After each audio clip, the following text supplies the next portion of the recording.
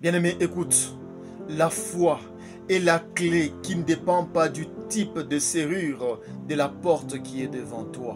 Esther dit, j'entrerai chez les rois malgré la loi.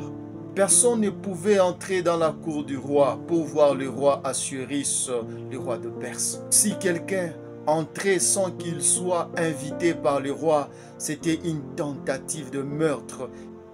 Il était tué ou arrêté sur place. Bien-aimé, il y a des choses pour les avoir. Il y a des dimensions pour monter dans ce monde. Il y a des protocoles. Et à ces protocoles s'ajoute la durée du temps.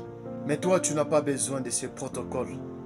Non pas parce que tu es pressé, non pas parce que tu n'es pas patient, mais parce que ce que tu veux, ta vie en dépend. Parce que lorsque Esther a refusé de suivre le protocole, c'est parce que sa vie en dépendait.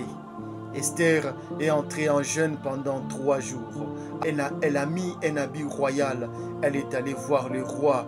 Et voilà que le roi l'avait reçu. Et la loi n'avait pas fonctionné sur Esther. La foi est une clé qui ne dépend pas du type de serrure de la porte qui est devant toi. Elle ouvre toute porte, quelle que soit sa serrure. La foi ne demande pas l'inactivité. La foi demande l'activité. La foi demande la décision. La foi demande d'avancer. La foi demande de faire. C'est en faisant, en décidant, en avançant qu'on est en train d'utiliser notre foi. Si Esther n'avait pas avancé dans la cour royale, rien n'allait se faire. Bien-aimé, la foi vous fait gagner le combat alors que vous êtes seul et encerclé. Bien-aimé, la Bible dit ceci. Il y a eu Shamgar, fils d'Anath. Il a tué 600 Philistins avec un aiguillon à bœuf. Était dans son champ, en train de labourer son champ à côté de son bœuf.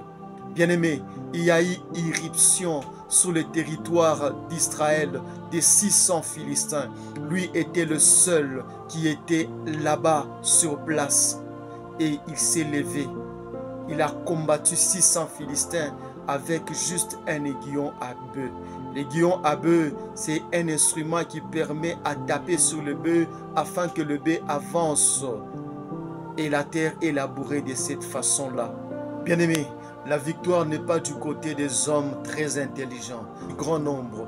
La victoire est entre les mains de celui qui a la foi. De celui qui ne mesure pas sa force pour avancer. La victoire est du côté de celui qui a la foi, qui ne regarde pas sa force ni ses faiblesses. Bien-aimé, la foi ne te dit pas que regarde qui tu es, regarde ta famille ou regarde ta faiblesse ou encore regarde ta force. La foi, c'est avancer, je vais gagner un point, un trait. La foi élimine l'obstacle alors que l'obstacle ne montre aucune faille en soi. La Bible dit ceci, la mer rouge s'ouvrit devant les enfants d'Israël. Il n'y avait pas de pronostic de pouvoir traverser la mer rouge sans bateau. La foi élimine l'obstacle pendant que l'obstacle ne montre aucune faille. Bien-aimé, la foi vous fait gagner le match alors que vous avez déjà perdu depuis hier. Le serviteur du roi de Babylone piégèrent Daniel. Ils ont fait signer au roi de Babylone un décret-loi selon laquelle personne ne peut prier un autre Dieu si ce n'est que le roi de Babylone. Bien-aimé, Daniel avait déjà perdu avant même que le décret ne soit signé par le roi. Et à la fin, Daniel a été jeté dans la fosse au lion. Il avait déjà perdu.